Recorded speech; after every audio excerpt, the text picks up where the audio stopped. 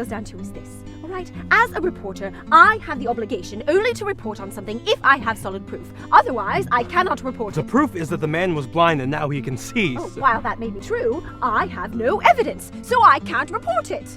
Professor, why don't you just admit it? It's all your fault. Well, we just saw it with our own eyes. Back me up on this, Sally. Well, we actually did. Like I said, what it boils down to is this. Without solid proof, I have no way of showing that this is not a hoax. Well, if you look in the Bible... This is no hoax. The man was born blind and now he can see.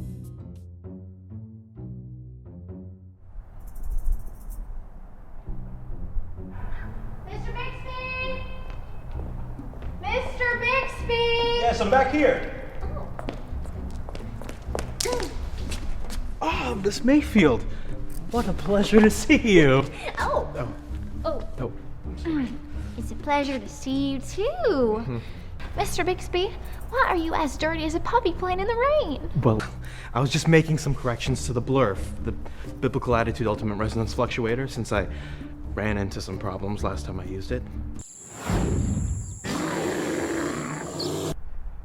Anyways, what brings you here? Well, I was talking to my sister about Jesus and all the things that he is and how he restores us.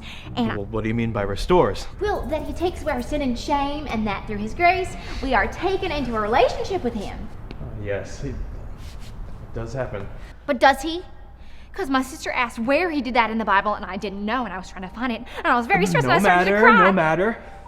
I, Theodore Bixby, Bible investigator, will take the case. Oh, thank you, Mr. Bixby. All right, where to? Well, that reminds me of a time that Jesus restores a blind man's sight. That sounds exciting. All right, where is it? It's in Where is it? John 9.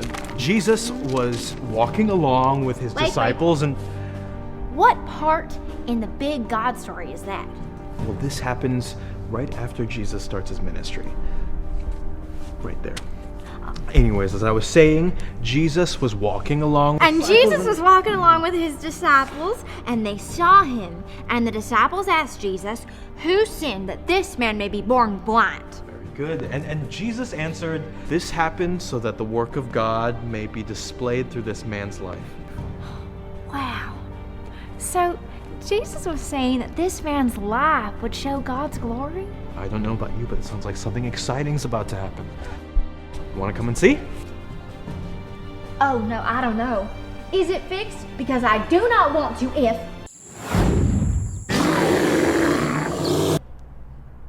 Well, there's only one way to find out. Right.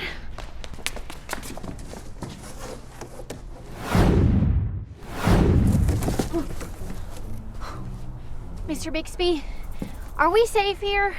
It appears so. Let's head this way towards the Pool of Siloam. And then Jesus told his disciples that this man's life was going to be used for God's glory, though I don't really see how. But that's why we are here, right? In the desert, following Jesus and searching for him and his disciples and trying to see what's going to happen next. Come on, let's go that way. So anyways, after Jesus made the comment about how the blind man's life would give glory to God, he did something really interesting. Did he heal the man? Eventually, but not in the way that you'd expect. He spit on the ground, mixed it with dirt to make mud, and rubbed it in the blind man's eyes. He put mud on his eyes? Yep. Ew, gross. So then, after Jesus put mud in the man's eyes, he told him to go wash in the Pool of Siloam, which is where we are heading now. You see, if we can see that the man was blind before he washed and then afterwards he was healed, then we can have proof that Jesus restored this man's sight and restores us today. So this is the pool where Jesus told him to go and wash? Precisely. Where is he? Well, if my calculations are correct, he should be coming around the corner right about now. Quick, hide! He's coming! Are you getting any of this? No, it looks like there's people in the way. What? People? What are you talking about? Yeah, those people, they're in the way.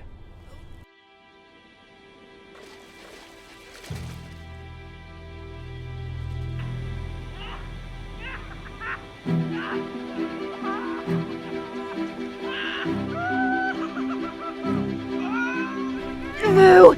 He's leaving! He's gone! Did you get any of that? This is just really disappointing. You see, without the proper evidence, we cannot report it and maintain our journalistic integrity. Let's just go back to camp. That was amazing. I cannot believe that we got to see it. Hey, you! Us? Yes, you! It's all your fault! You must be mistaken. We just witnessed a miracle. Oh, well, I'm so happy that you got to witness a miracle, but because of the both of you, the viewers at home will not get to.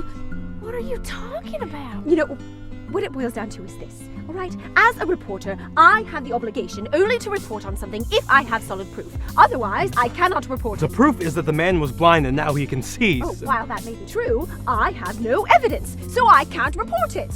Professor, Why don't you just admit it? It's all your fault. Well, we just saw it with our own eyes. Back me up on this, Sally. Well, we actually did. Like I said, what it boils down to is this.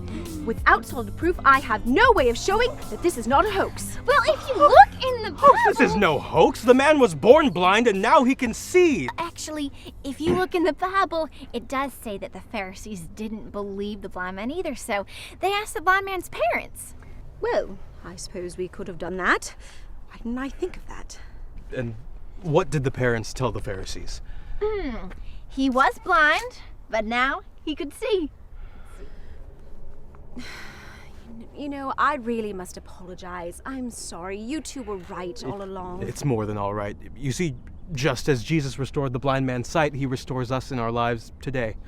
Hey, you guys. Yes, Sally? That's not where this part of the big God story ends. It isn't? No! All right, it says that the Pharisees went and found the blind man, and they called Jesus a sinner. Yes, and he responded by saying... Whether or not this man is a sinner, I do not know. But one thing I do know is that I was blind, and now I can see. If this man were not of God, he would be able to do nothing.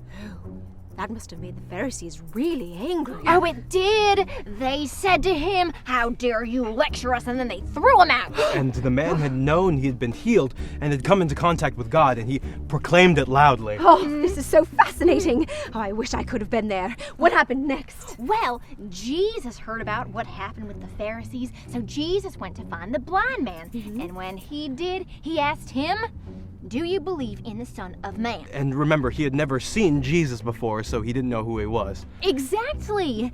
And so the blind man said, "Who is he that I might believe in him?" And Jesus said, "You have seen him. In fact, he is the one speaking to you." Oh, this is so incredible. I don't know what I would do if Jesus was standing right in front of me. Well, the blind man said, "I believe," and he worshipped him. Well, Sally, we came back to see if Jesus restores. Does he? Absolutely. Not only did he restore the blind man's sight, but he restores us into relationship with him continually. This is amazing. And you know what? What? The proof we needed was right here the whole time. Oh, why didn't I think of that? Me too. I was trying to tell you the whole time. Hey, where's mine? Mine? Well, Sally, shall we get back to the blurf? All right. It was nice to meet you, Geraldine. Very nice meeting the both of you as well. Well, crew, rumor has it that Jesus is going to raise someone from the dead. Let us go see if we can get the inside scoop.